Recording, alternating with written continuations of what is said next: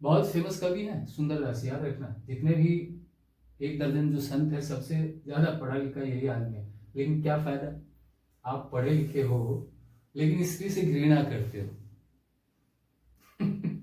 श्रृंगार रस के घोर विरोधी हैं, तो फिर फायदा क्या है? ज्ञान आपके पास बहुत है लेकिन दिमाग से आप कुंठित हो, तो कोई मतलब है इस बात का? कोई तुक है? मैं तो समझता हूं कि जिसके पास ज्ञान है उसका दिमाग खुला होना चाहिए हर तरफ से। भगवान ने इस पार्ट में, जो गर्दन से ऊपर का पार्ट है, इसमें कई छेद दिए हैं। सबसे ज्यादा छेद जो है इंसान के शरीर में, जिस हिस्सा में सबसे ज्यादा छेद है वो यही है। देख लो आप, मुंह है, नाक है, कान है, आंख है, सारे छेद तो यही हैं। इतने छेद क्यों दिए? यानी कि केवल बोलने के लिए, केवल सुनने के लिए, केवल देखने के लिए, केवल सूंघने के लिए। बल्कि यहां पे जो स्टोर आप करते हो वह हर जगह से लो अच्छी चीजें, यहां से अच्छी चीजें डालो, यहां से अच्छे स्माइल लो, अच्छी बातें सुनो, अच्छी चीजें देखो और खुला रखो। अगर कोई बुरी चीजें आ जाती है तो कहीं से भी उसको निकाल दो।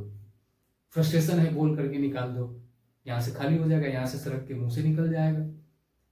ज्यादा तकलीफ है, रो दो, यहां से निकल जाएगा फ्रस्ट्रेशन। ज्यादा फ्रस्ट्रेशन से कान से सुन लो, या एक कान से सुनो किसी की बात, दूसरे कान से निकाल दो। तो ये जो दिमाग है ना, सबसे ज्यादा छेद यहाँ पे सिर्फ बोलने सुनने देखने के लिए नहीं दिया है भगवान ने। दिया है कि इतनी सारी खिड़की, 4 खिड़की है इसमें, मुंह, नाक, आंख और कान, 4 खिड़की है, खोल करके रखो। फ्रेश चीजें आने दो और फालतू चीजें जाने दो। ये है इसका मतलब। तो पढ़ने लिखने का मतलब है कि आपकी जो चारों खिड़की है ना वो खुली होनी चाहिए।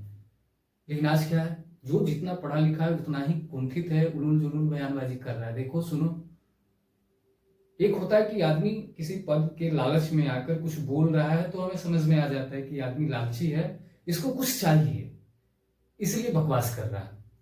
लेकिन जो समझदार है एक्चुअल में, उसको तो एकदम ब्रॉड होना चाहिए, खुले दिमाग का होना चाहिए। कोई गलत चीजें भी बोल रहा है तो आप उसको सुनो और उसको समझाओ, उसे घृणा मत करो, उससे लड़ो मत। बोल दो कि भाई ऐसे नहीं, मान रहा है तो ठीक है, नहीं मान रहा है तो तू भाई अपने घर जा। कौन सा वो हमारे साथ हमारे घर चलने के लिए जिद कर रहा है, छोड़ दो उसको। लेकिन कम से कम सुनने की शक्ति तो रखो, क्षमता तो रखो। इतना तो उदार बनना चाहिए। पढ़ने लिखने का मतलब वही है।